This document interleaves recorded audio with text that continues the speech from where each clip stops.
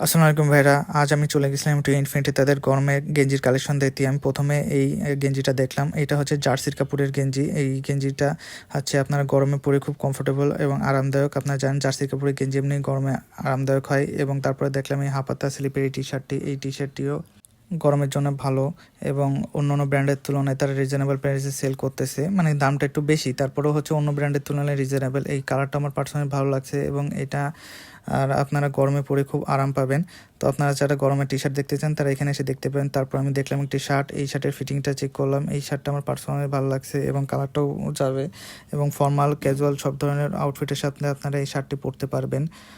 তো প্রথমে fitting check করতেছিলাম, তারপর দেখলাম আমরা এই কালারের শার্টটি, এই কালারের শার্টটি আমার পার্সোনালি খুব ভালো লাগছে, কিন্তু একটু বেশি ফর্মালে চলে যায় বা গরমে একটু ময়লা হলে সমস্যা আছে, এই জন্য এটা আমি স্কিপ করে গেলাম।